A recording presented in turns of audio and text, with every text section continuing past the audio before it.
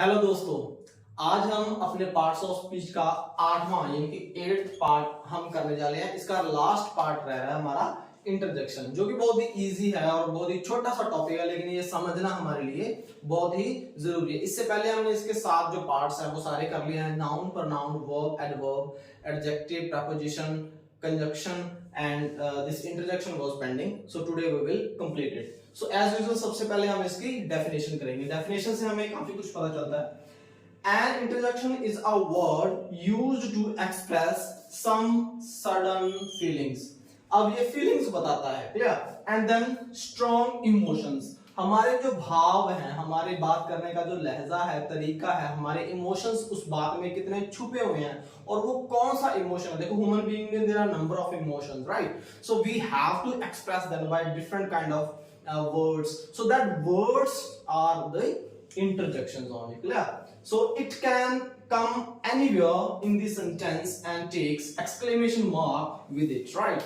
Means ये जो है वाक्य के, सेंटेंस के किसी भी पार्ट पर कहीं पर भी आ सकता है अपना इमोशन दिखाने के लिए, अपना एक्सप्रेशन दिखाने के लिए। ऐसा सडन नहीं है कि ये सब्जेक्ट से पहले आएगा, वर्ब के बाद आएगा, जैसे we already have done in previous chapters. तो इस तरह इसका कोई पर्टिकुलर ग्रामेटिकली रूल इस पे इंप्लीमेंट नहीं होता है, क्लियर? ये कहीं पे भी आ सकता है, क्लियर? इसका एक एग्जांपल से मैं समझाता हूं कि कैसे ये कहीं पे भी आ सकता है। जैसे as I entered into the room, जैसे ही मैं रूम के अंदर गया, ओह माय गॉड। देखो, ये सेंटेंस के बिल्कुल बीच में आएगा, ओह माय गॉड, ये एक्सप्रेशन देगा। अब ये आगे क्या कर रहा है? व्हाट आई सॉ, मैंने क्या देखा। अब यहाँ पे व्हाट यहाँ पे एक्सक्लेमेशन है। What I saw, he was still standing there. जैसे ही मैं रूम के अंदर गया, ओह माय गॉड, मैंने क्या देखा, वो अभी भी वहां पर खड़ा था। तो वो क्या दे रहा है? वो एक्सप्रेशन दे रहा है, वो अपने इमोशंस बता रहा है, राइट? अपनी एक सडन फीलिंग बता रहा है। जैसे हम कमरे के अंदर जाते हैं और कोई हमें सरप्राइज देता है, हमारा गेस्ट अचानक से हमारे घर पे आ जाता है, हमारा फ्रेंड अचानक से हमारे घर पर आ जाता है, या बर्थडे पर कोई अचानक से हमें आके हमें कोई प्रेजेंट गिफ्ट करता है, तो दैट इज सडन इमोशंस, जो हमें बहुत ही खुश भी कर देते हैं या हमें कई बार सडन दुखी भी कर देते हैं। तो ये एक मिक्सर सा इमोशंस है, राइट? तो जहां पे हमारे इमोशंस आ जाएं, वो क्या होते हैं? हमारे interjection. This is the last part of speech, right? तो ये कितने प्रकार के, देखो, ह्यूमन बीइंग्स में different kind of emotions are there. तो वो कौन कौन से होते हैं? हम मेन इसमें जैसे जो ऑलमोस्ट सारे ही हैं इसमें वो करते हैं। पहला है जॉय, भी हो सकता है जब हम खुश होते हैं। सॉरो, जब हम दुखी होते हैं। ये खुश, ये दुखी। एंगर यानी कि गुस्सा जब हमें आता है। Surprise feeling. देन ग्रीटिंग, जब हम किसी को बुलाते हैं, then we call someone, right? Praise होता है किसी की तारीफ करना, the time we praise someone, तारीफ, राइट? देन डाउट, हमारे मन में कोई शक, शंका कुछ रह जाती है, राइट? अटेंशन, जब हम किसी को कुछ अटेंड करते हैं, अटेंशन पे अटेंशन करते हैं। तो in different types of emotion जब हमारे होते हैं, तो हम कौन कौन सी ग्रीटिंग्स यूज करते हैं, वो सब इसमें दिया। ये एक ही चैप्टर में, ज्यादा लंबा चौड़ा नहीं है, ये बहुत ही छोटा सा टॉपिक है, लेकिन करना बहुत ही जरूरी है। लेकिन इसको समझना भी जरूरी है, इसके बिना हम सेंटेंस बना नहीं पाएंगे। जैसे अगर हम सौरों में हो, जैसे मैंने कहना कि yes wow I have won the match, तो वहां पे मैं ये नहीं लगा सकता ouch I have won the match. तो इसलिए थोड़ा सा रूल हमें ये तो देखना ही पड़ेगा कि हम अगर जॉय के मूड में है, खुशी के मूड में है, तो इनमें से कौन सा हम जो ग्रीटिंग है वो यूज करेंगे, राइट? So let's come. पहला है जॉय। जॉय में कौन कौन से हमारे आते हैं? Hurray, wow, ha, yahoo, clear? Hurray, hurray, we have won the match. Wow, my friend has cleared his test. Ha, वैसे my friend has cleared the test पे कोई खुश नहीं होता, वाओ नहीं कहता, it's just a part of job. So ha में होता है वाह, इसमें छुपा होता है याहू। मैंने जो है ना अपने सब दोस्तों को पछाड़ते हुए रेस जीत ली है, याहू। ये बहुत ही ज्यादा जब खुश होता है तब हम ये वर्ड यूज करते हैं, याहू। लेकिन ये कोई भी फॉर्मल नहीं है, these all are informal kind of thing, right? Sorrow होता है दुखी, जब हम दुखी होते हैं तो कौन कौन से वर्ड यूज करते हैं? अल्लाह, अल्लाह। यहाँ जैसे काश, जैसे कहते हैं I wish I could do, यहाँ पे आई विश भी आ सकता है। आई विश हम यूज करते हैं काश के लिए। जैसे हम कहते हैं ना,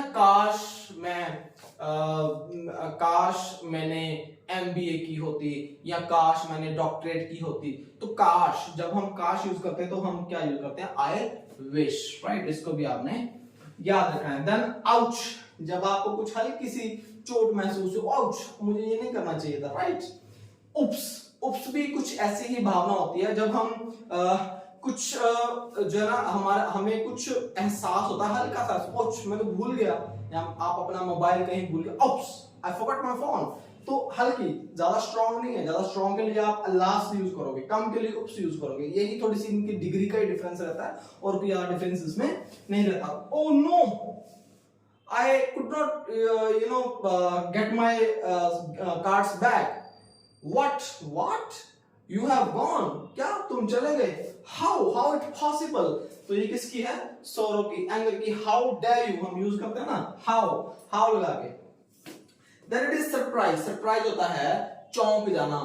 चौंक जाना इन द सेंस कि जब आपको कोई सरप्राइज देता है, देखो जनरली तो हम यूज करते हैं ना कि उसने मुझे सरप्राइज दिया, तो सरप्राइज में सारी भावनाएं हमारी आ जाती हैं। जैसे well, I'll check it.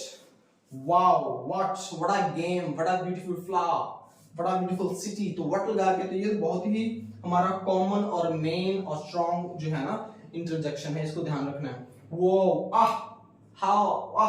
आ गए, ओ वाओ, ओ लगाते हैं ना, ओह आई फॉरगॉट। जैसे आपको कहीं जाना था, पार्टी में जाना था और आपके फ्रेंड ने आपको कॉल किया कि you have not come, what happened to you, तो आप ओह आई फॉरगॉट, मैं भूल गया। तो ओह मतलब आपने एक सरप्राइजिंग सा उसको एक इमोशन प्रकट किया कि यार मेरे it's just a skip on mind. Oh no I had to come, oh no यार मुझे वहां पे आना था। क्लियर। ग्रीटिंग होता है जब हम किसी को कॉल करते हैं, बुलाते हैं किसी को। क्लियर। हेलो कैसे बुलाते हो आप? जब किसी को बुलाना होता है कैसे बुलाओगे? आप कहोगे हेलो, मेल तो आप हेलो यूज करते हो। देन हाय, डियर से बोलते हैं the time you are into your classroom, if you have to call your student, do you usually use dear friends, dear students, dear learners, this and that. So all the time you use dear also. Hey, if you need to talk to your friends, तो you use hi या hi. Goodbye. अब जब आपको, अब देखो bye और goodbye में थोड़ा सा डिफरेंस है.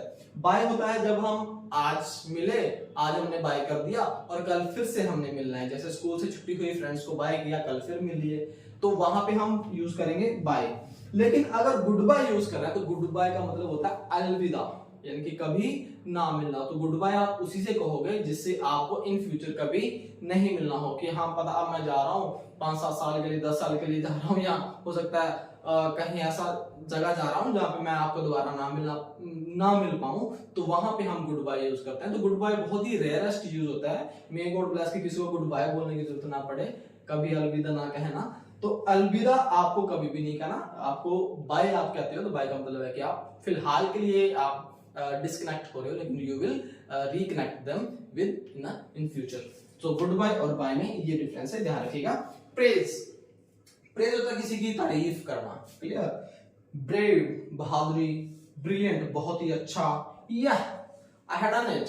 तो जब आप किसी की तारीफ करते हो तो ये वाले आप जो है इंटरजेक्शन यूज कर सकते. देन इट इज डाउट होता है आपके मन में कोई संशय हो, कोई मंशा हो, आपकी कोई भावना आपकी इस तरह डाउटफुल हो, तो वहां पे आपका यूज करता है. अब ये हूं के पीछे क्वेश्चन मार्क लगा है. जैसे आपका फ्रेंड आया और आपसे उसने पूछा कि please give me your book, तो आपको इट मीन डाउट है आपके मन में कि यार वो मेरी बुक मुझसे कैसे मांग सकता है. या आप एक्सप्रेशन इस तरह का दोगे कि वो हो सकता है आपके कहने से ही उसको पता लग जाए कि आप उसको बुक नहीं देने वाले हो. क्लियर. तो इस तरह से आपको अपने भाव प्रकट करने, अपने मन के विचार.